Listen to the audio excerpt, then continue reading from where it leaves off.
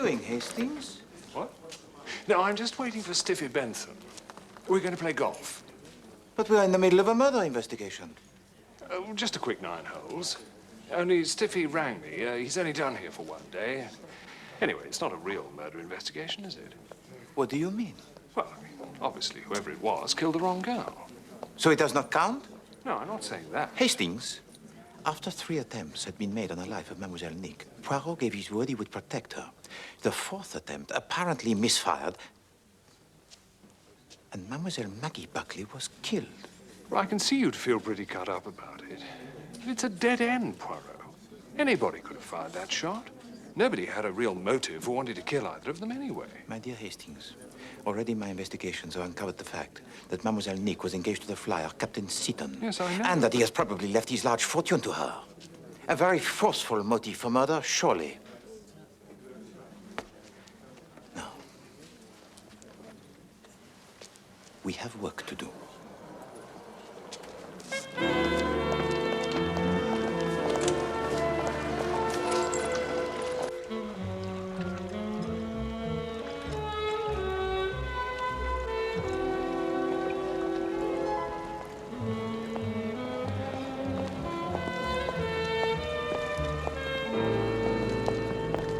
I say. You only foreigner. Comment? You are going to get to the bottom of this, aren't you? I am the dog who stays on the scent, Commander, and does not leave it. Hope my alibi's in order. There are other things besides alibis, Commander.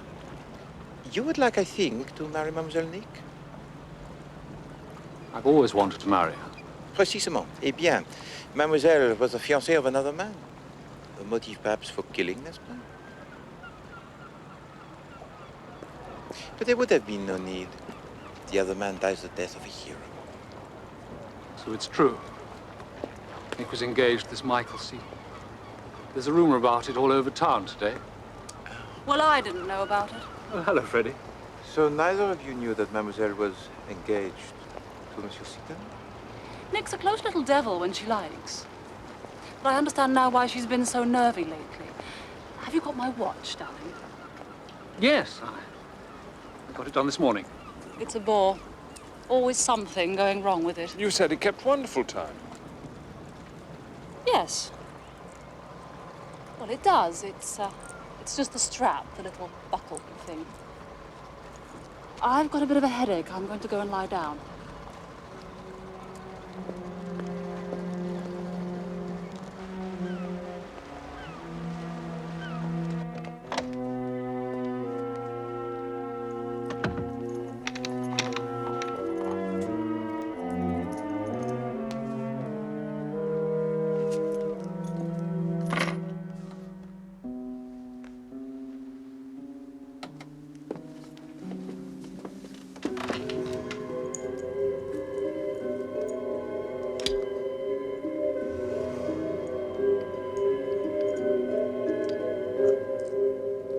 Compliments of Hercule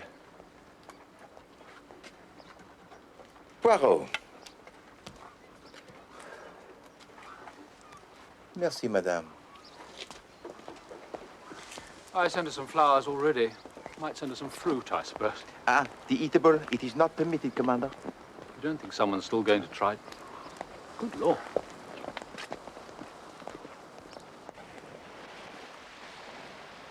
So on the night of the fireworks, you were in the kitchen. That's right. You help your wife with the cleaning up, do you? That's right. And there's company, I do. That's where the lady was killed, there, by the steps. I've seen a pig killed once, haven't I, Dad? That's right, son. I liked it. Dad used to kill pigs when he worked on the farm, didn't you, Dad? I've seen pigs killed. I liked it. Young'uns like to see pigs killed. Shot with a pistol, the lady was. She didn't have her throat cut, did she, Dad?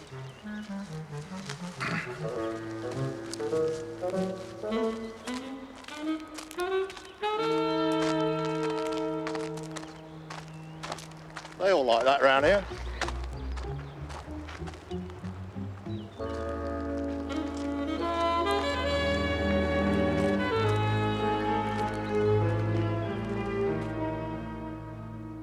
Poor Miss Buckley.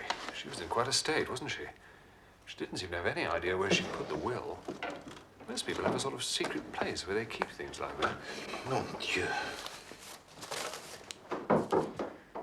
Are there any secret panels, that sort of thing, in the house, do you know? Well, there is, as a matter of fact. I remember being shown it as a girl. Only I can't remember just now exactly where it is. In here or in the drawing room. Big enough for someone to hide in? Oh, no, sir. It's just a little cupboard sort of a place. About a foot square. Oh. Thank you very much, sir.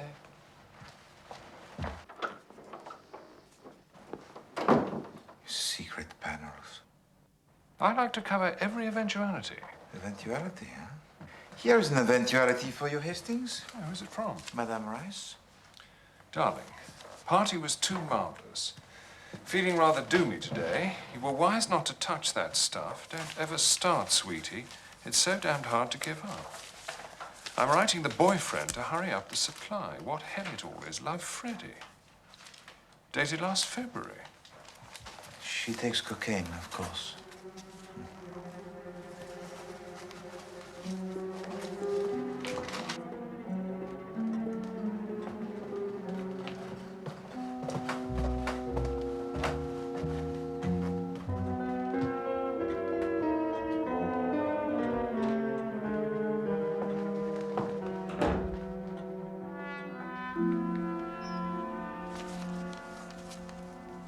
Driver's license. Dressmaker's bill. Perfectly good dividend warrant. The young girls nowadays, Hastings, they are not properly trained. Order and method are left out of their bringing up. There's a cheque here for £20 from... What are you doing, Poirot? We are searching for the will, mon ami. Those are, well, underclothes, are they? My poor Hastings, decidedly you belong to the Victorian era. Huh? This is Monsieur Michael Seaton? Yes. And his love letters, if I mistake not. Poirot, you really can't do that. It isn't playing the game. We are not playing a game, Hastings. We are hunting down a murderer. Here, you better read them as well as me. 2 pairs of eyes are no worse than 1 pair. I don't like this sort of thing, Poirot. January the 3rd. Darling, it seems too good to be true that you should actually love me. Oh, look here. March the 2nd. My dearest, this is pretty rotten, all this beastly concealment, isn't it? But Uncle Matthew has an absolute bee in his bonnet. I say, Poirot, listen to this. Dearest, I'm off tomorrow, feeling tremendously excited. By the way, somebody said I ought to make a will. Tactful fellow, so I have, on half a sheet of notepaper, and sent it to old Whitfield. I remembered your name was Magdala, which was clever of me. A couple of the fellows witnessed it. So you were right, he did make a will. Yes, and anyone who read these letters would know the fact. We looked everywhere. Try to remember, mademoiselle, where you last saw your will. I can't. You didn't put it in the secret panel by any chance, did you? The secret what? Ellen said there was one in the drawing room or the library. Nonsense. I've never heard of such a thing. Ellen said so. Maybe. But we are wandering from the subject. The last will and testament of Magdala Buckley. Did you use a will form? There wasn't time. I was just going off to have my appendix out. Besides, Mr. Croft said that will forms were very dangerous. Mr. Croft was there. Yes, it was his idea to make the will at all. He is very helpful, the excellent Monsieur Croft. Yes, he... Oh, what an idiot. Letting you hunt round End House. Charles has got it, of course. My cousin, Charles Vyse. Ah. Mr. Croft said the proper person to have charge of it was a lawyer. So we stuck it in an envelope and sent it off to him straight away. Charles has got it. He'll show it to you if you really want to see it. Not without an authorization from you. I hope, mademoiselle. No, I suppose not.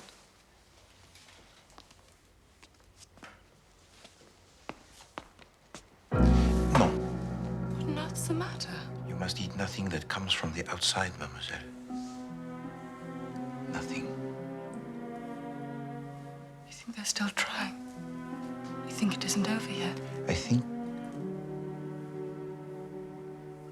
it is not over yet.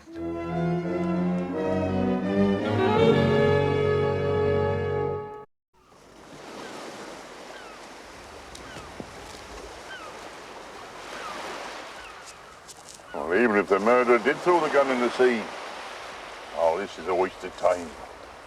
Poirot says that 93% of all police work is a waste of time. Go on.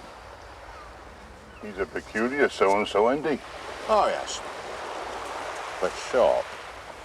Go on. Of course, he's picked up a lot from me over the years.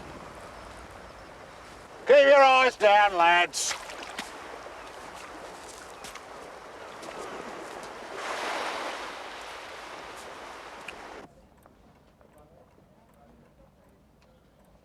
My dear sir, no will has been entrusted to my keeping. She wrote it herself, I understand, on a sheet of plain paper and posted it to you. No. Now, look here, Mr. Vyse. I never received anything of the kind, Captain Hastings.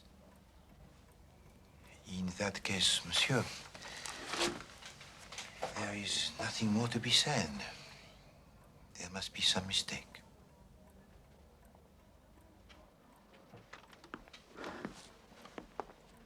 Here you are, sir. That's sixpence.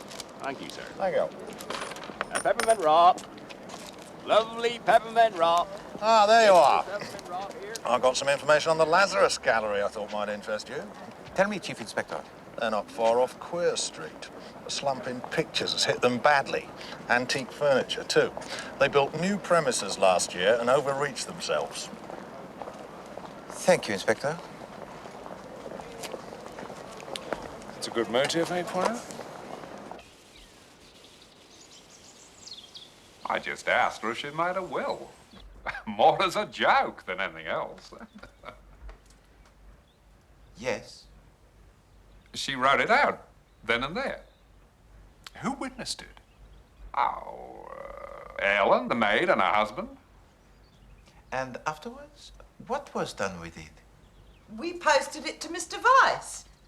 The lawyer, you know. You know that it was posted. I posted it myself, right in this box here by the gate.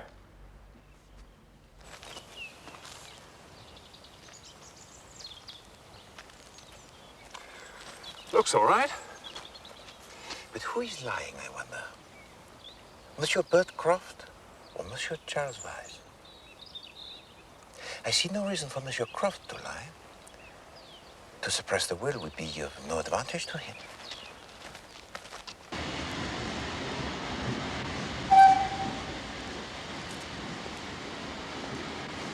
What are we doing here, Poirot?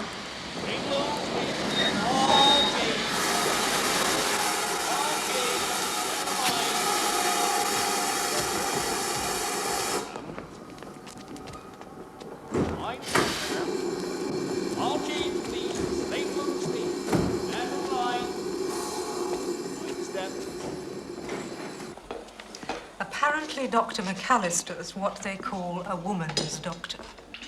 A gynecologist? No. Woman seems to be a general term for neurotic. Who is this Dr. McAllister? Miss Lemon is trying to tell us Hastings. So I went to his place in Harley Street. He's got a nursing home there and another place in Paris. I didn't like it. There was something unpleasant about it. It is respectable? Yes. Very smart, though. Anyway, I told him I wasn't sleeping very well and I was depressed. Oh. It was only a ruse, Captain Hastings. Oh, a ruse, right. I managed to chat to one of the nurses. She said, your Commander Challenger comes to the clinic at least once every 10 days. Does he indeed? Miss Lemon, you have done well. Jolly well. Who is Dr. McAllister? Oh, Hastings. He is the uncle of Commander Challenger.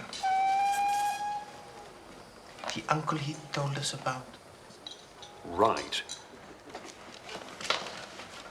But you should have seen the waiting room. Lady Lowestoft was there. And Mrs. Bindoff. Blimey. None of them was with the doctor more than 5 minutes.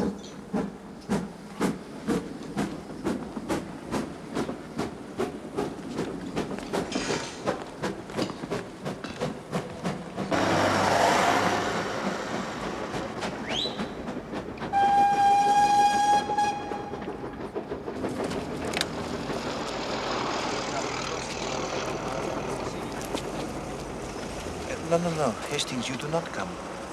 You are going to visit a Monsieur Whitfield for us. Who's Mr. Whitfield? He is the lawyer that Michael Seaton mentions in his letter. Says he sent his will to him. Precisement. I want you to find out if that was true and what were the terms of the will. Well, if all the dibs is coming to Miss Buckley, he'll never tell me that. Then you must use your powers of persuasion, Hastings. Dibs.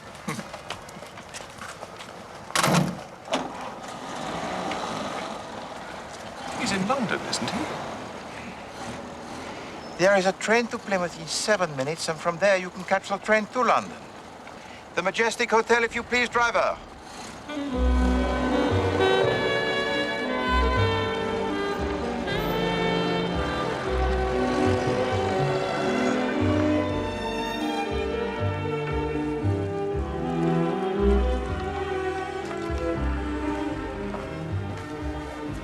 Be kind enough to take this box for me. Mr. Poirot, Yes? there's an urgent message for you. It's from Dr. Graham. Will you telephone him at the nursing home? He said it was most important. Yes, of course. Would you make the call for me on your telephone? Thank you.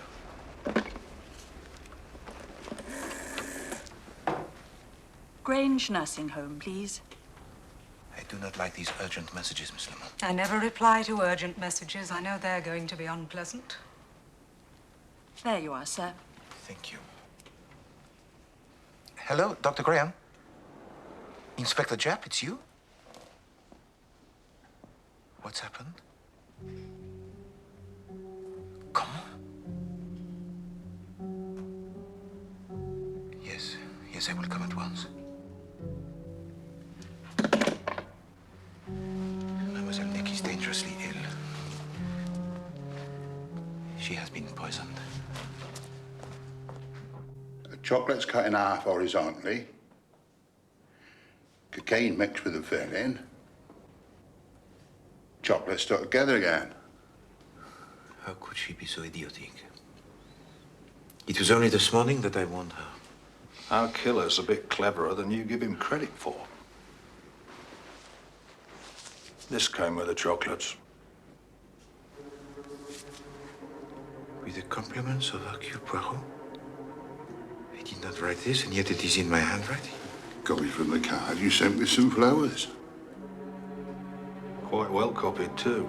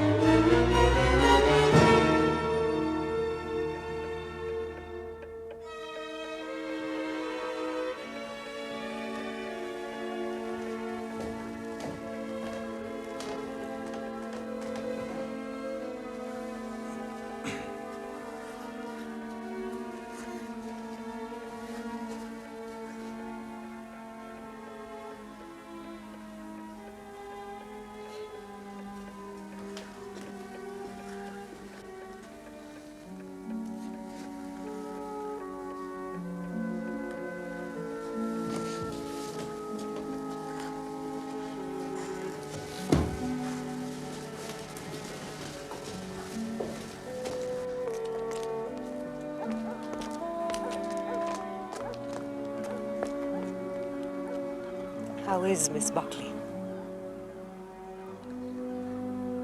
I have failed, Miss Lemon.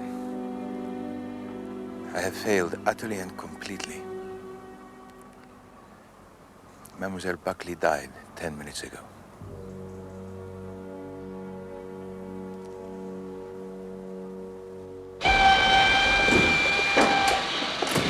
Tickets, please. Thank you, madam.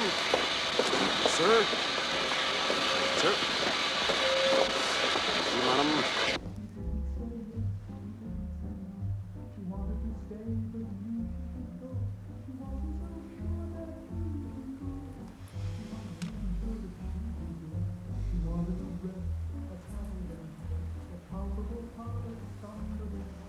You love to be en rapport with him, but not behind the bolted door with him. What did she do? I leave it to you. She did just what you do too. That's terrible. I know. Poor old Poirot. He must be feeling dreadful. He is. He won't come out of his room. I wanted him to come to dinner with me, but he wouldn't.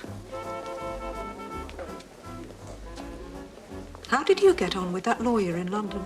Very well, as a matter of fact. I remembered I'd been at school with his son. He's a partner now, and so... Anyway, the upshot is, yes, Michael Seaton did send a will to him. And? He left everything to Miss Buckley.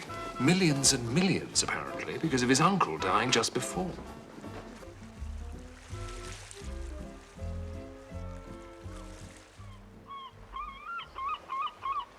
Now, I want you to tell me exactly how and when the parcel for Miss Buckley arrived. A dark-haired gentleman brought it. Came up in a big red car.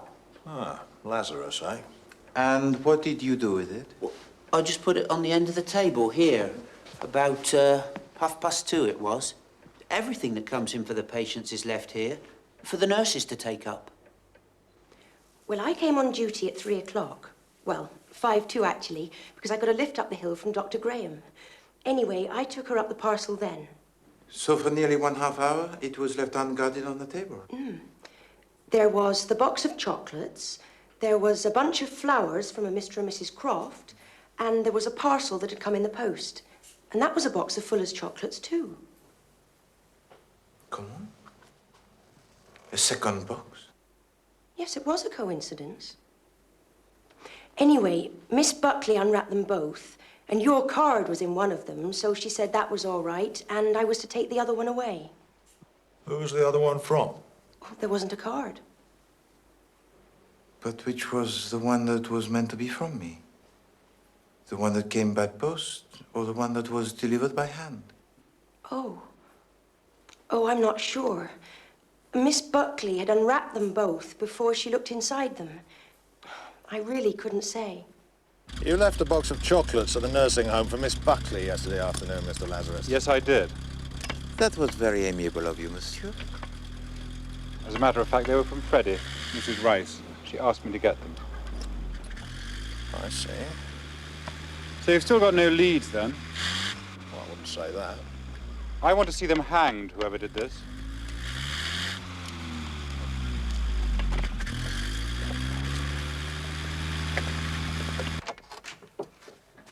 She don't want to see nobody, she says.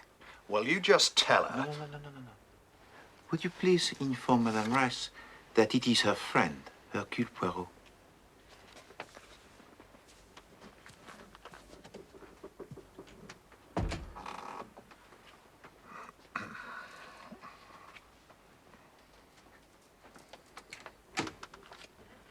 She says, will you please go away? Excuse me. Go away! How dare you! This is a murder investigation, Mrs. Rice, not a vicarage tea party. You sent a box of chocolates to Miss Buckley yesterday. I won't be bullied. 2 people have been murdered, Mrs. Rice. Your friend was killed with poisoned chocolates. We have information that you sent her a box of chocolates. You think I killed Nick? We have to investigate every possibility, madame. Even the remotest. Nick telephoned me yesterday. and asked me to get her a £2 box of Fuller's chocolates. She asked you to get them? Yes. So I did. How did she sound on the telephone? Sound? All right. Her voice sounded a bit weak. I didn't realize who it was at first. Until she told you who it was? Yes. Are you sure, madame, that it was your friend? Yes, of course. Well, who else could it have been? Well, that didn't get us very far. I understand nothing. Nothing. I am in the dark. I am a little child. Who stands to gain by the death of Mademoiselle, huh? Madame Rice. Who buys the chocolates, admits it, and then tells a story about being rung up on the telephone that does not for 1 minute hold the water? Madame Rice. No, it is too simple. Stupid. But she takes cocaine, you say? Of that there is no mistake. And there was cocaine in those chocolates. She is not stupid.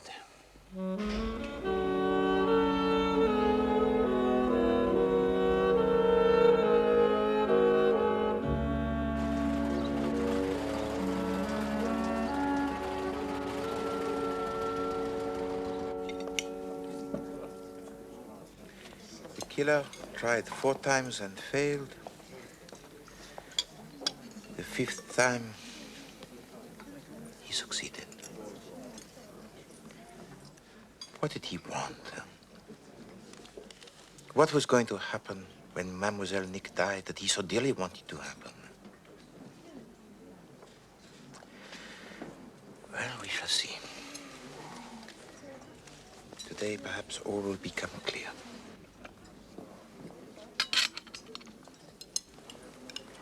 I cannot eat these eggs. They are of totally different sizes.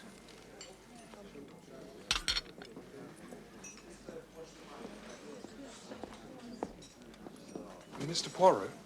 Yes? Telephone for you, sir. In the foyer. Who is it? Mr. Charles Vyse. Things begin to happen, huh?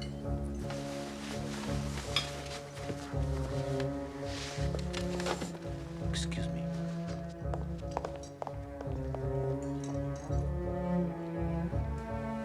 When?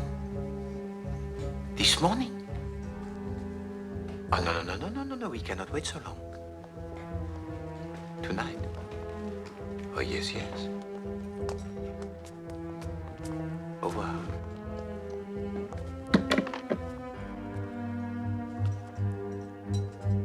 It begins. What's going on? Suivez.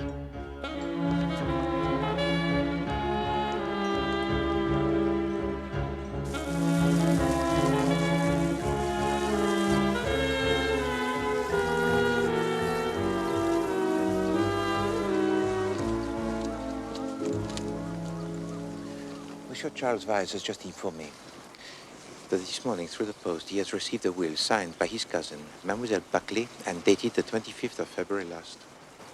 What, it's turned up after 6 months in the post? Just at the right moment, n'est-ce pas? But does she leave everything to Mrs. Rice?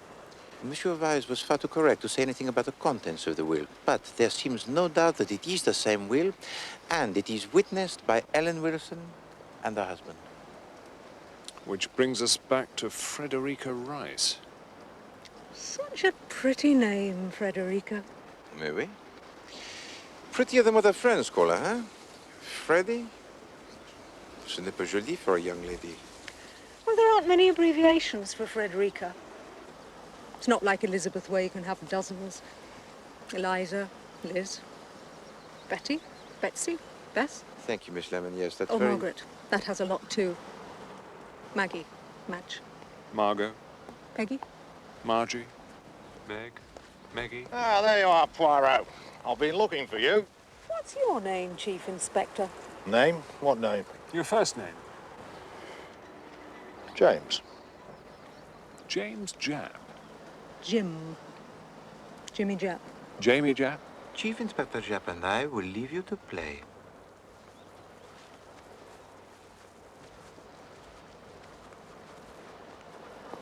What about Hercule? There aren't any for Hercule. Herc? It may be what the murderer has been waiting for, Inspector, but we cannot be sure. This is a matter of complex and hidden motives, huh? And...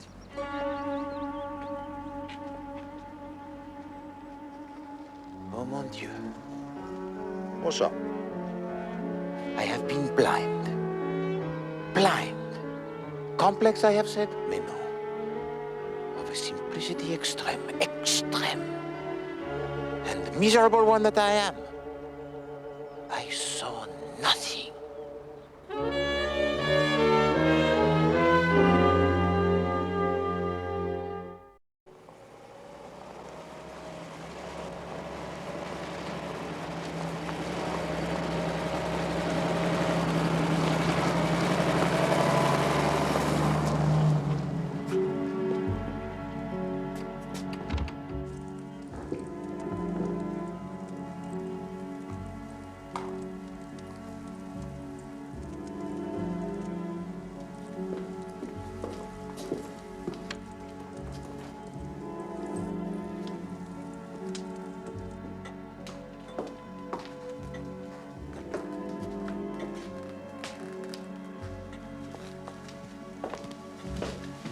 S'il vous plaît.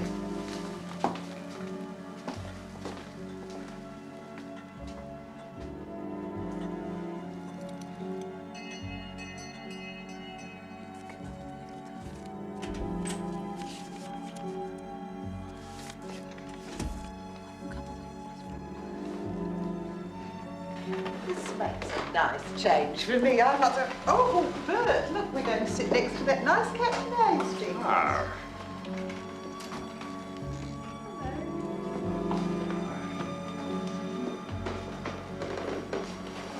Good. That is all, I think, Monsieur Weiss.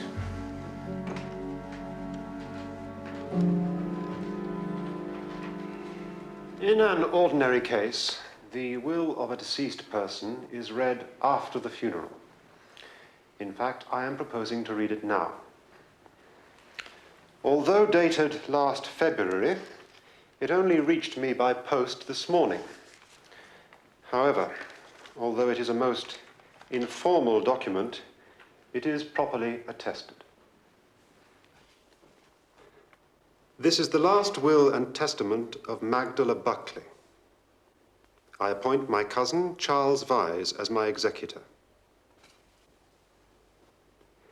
I leave everything of which I die possessed to Mildred Croft,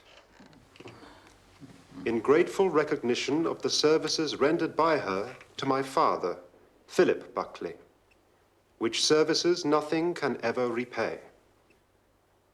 Signed, Magdala Buckley.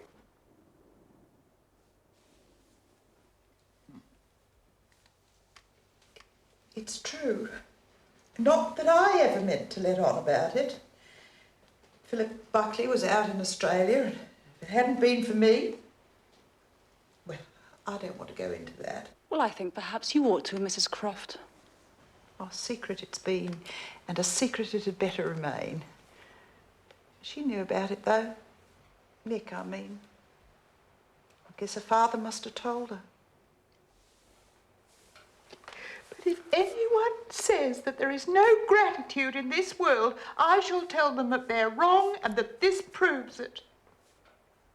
I presume, Monsieur Weiss, that as the next of kin you could contest that will, huh? There is, I understand, a vast fortune at stake, which was not the case when the will was made. I should not dream of contesting my cousin's disposal of her property. You are a very honest fellow, and I shall see that you do not lose by it. Well, Mrs. C, this is a surprise, huh? Dear sweet girl. I wish she could look down now and see us. Perhaps she does. Who knows? Perhaps.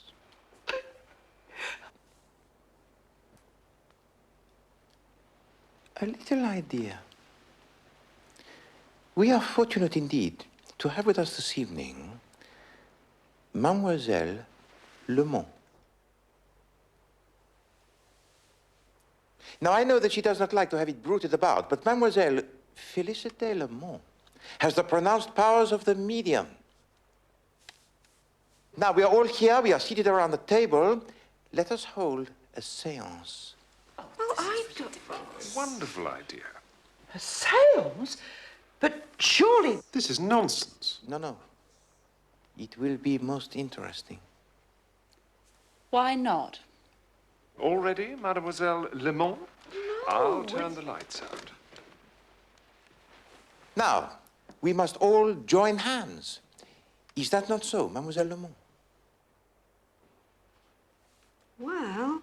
Everybody join hands and... Now, please, if you please, we must have the complete silence.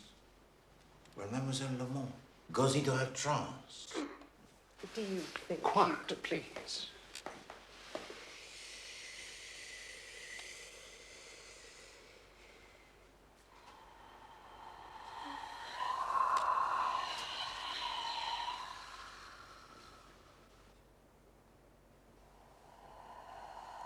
Yes, she is now going into her trance. Is there anybody there?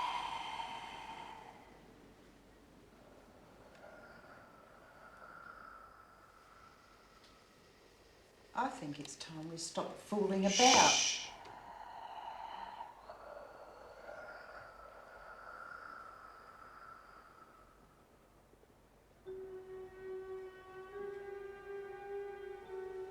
Is there anybody there?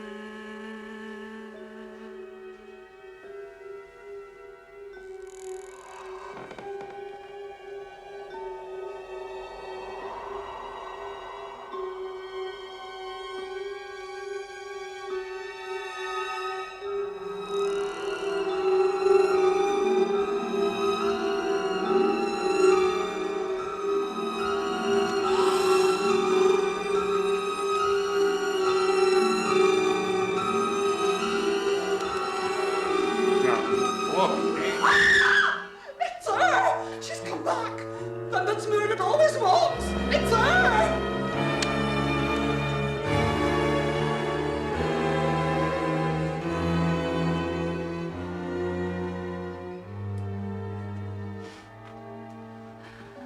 You're real.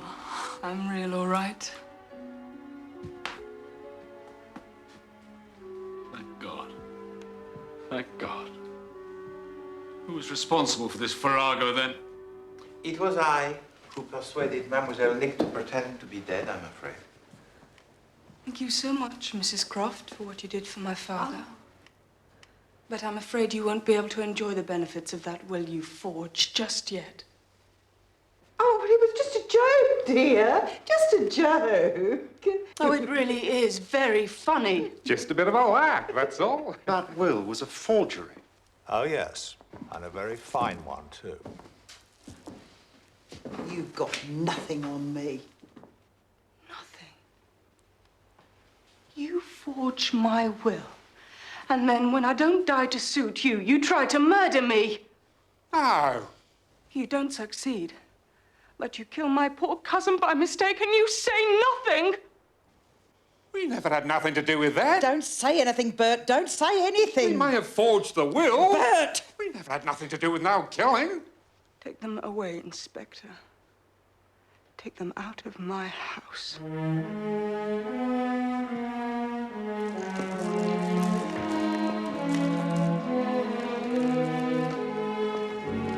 Ruth, we never had nothing to do with that girl dying.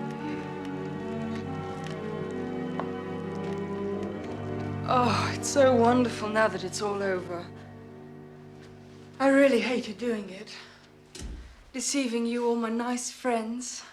As long as you're all right, really. I think it's time for a celebration. Yes.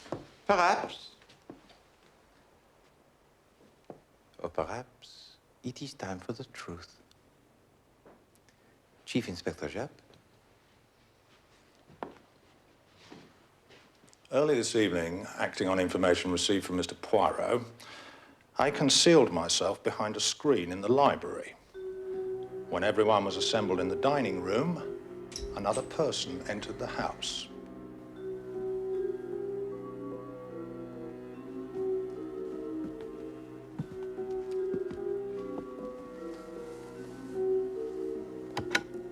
This person made their way to a secret panel in the library. They then took out the object that was in there and went out into the hall. Now, this person comes out here and does a very curious thing. They put the object they removed from behind the secret panel in the pocket of one of those coats hanging there. Mrs. Rice, Yes. just help me out, will you? Go and look in the pocket of your coat. Show me what's in there. There's nothing in there, apart from my gloves. Humour me, Mrs. Rice.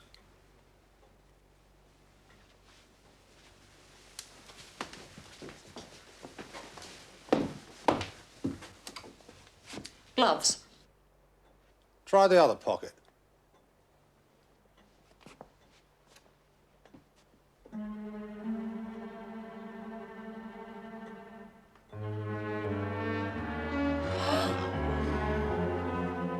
It's not mine. If you're trying to frame her... No. Someone is trying to frame Madame Rice. But it is not Inspector Japp. And it is not Poirot. Merci.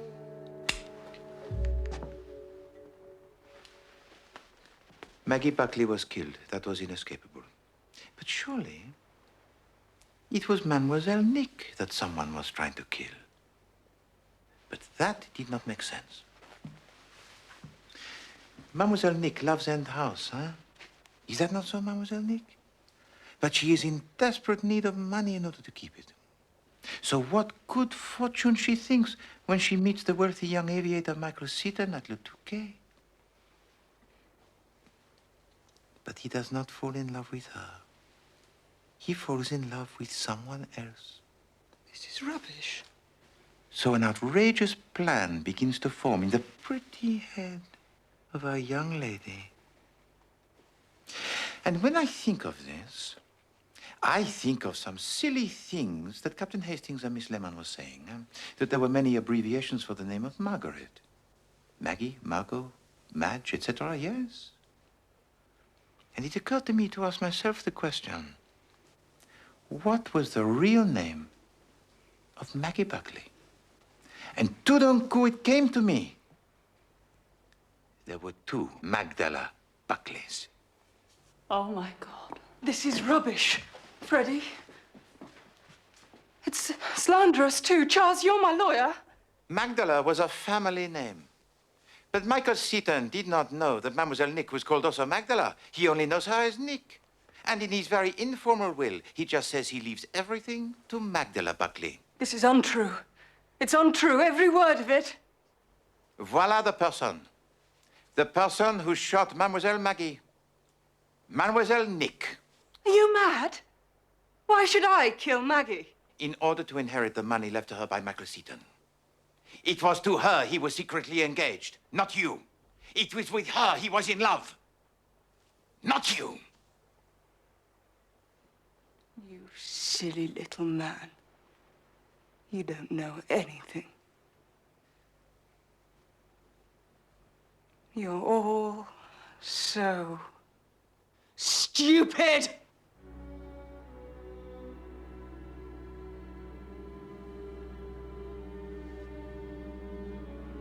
Let me get my watch.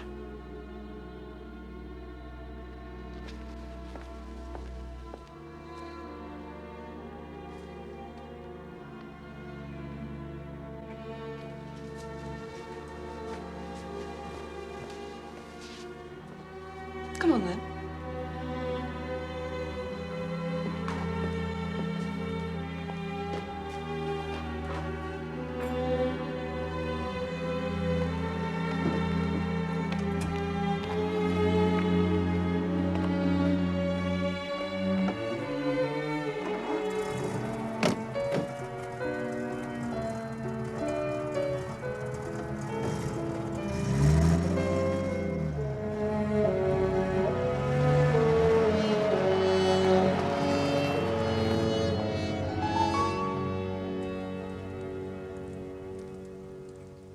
She'd never have got away with it, of course. My dear Chief Inspector, she very nearly did get away with it. Even Poirot is taken in, huh? The murder of Maggie Buckley was easy.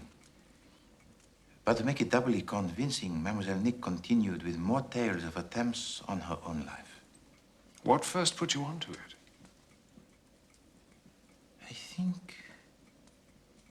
the love letters of Michael Seton. You see, Mademoiselle Nick stole only those letters which did not contain the name of Maggie. But there was something else about those letters. On the 27th of February last, Mademoiselle Nick underwent an operation for appendicitis. But there was a letter dated March the 2nd from Michael Seton, and he does not mention it.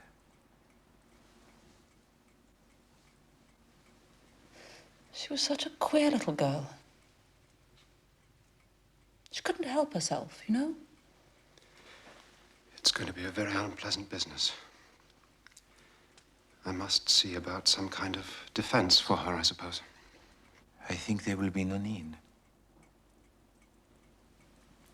If I mistake not, the wristwatch of Mademoiselle Nick will obviate the necessity for a trial.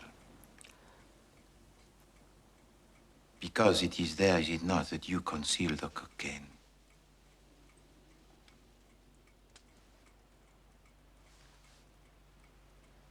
What? What the hell do you mean? No, do not try to deceive me, Commander, with your hearty, good fellow manner. You make a good thing of it, do you not? The trafficking of the drugs. You and your uncle in Harley Street. Now, look here. What do you think, Inspector, about the trafficking of drugs? I'm not keen on it, as a matter of fact. I think we'd better go and have a little talk, Commander.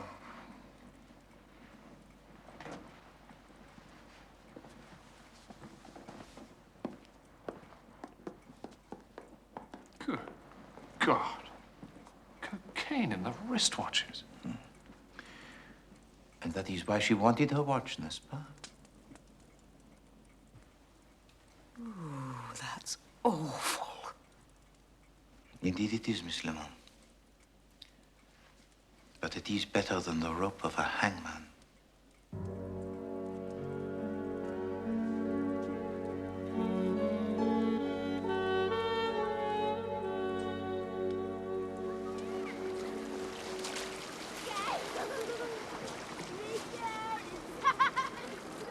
It is satisfying, is it not, Chief Inspector? In a case, when at last one knows everything.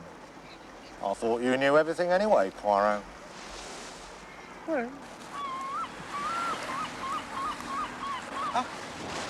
There's one for you, Chief Inspector. Oh, thank you. None for Mr. Poirot, because I read an article on the train how ice cream was extremely bad for the little grey cells. And 2 for me, because mine are dead already. They are very amusing, are they not, Chief Inspector? The sea air obviously agrees with them. I think perhaps when I return to London, I shall leave them here. Thank you. Santé.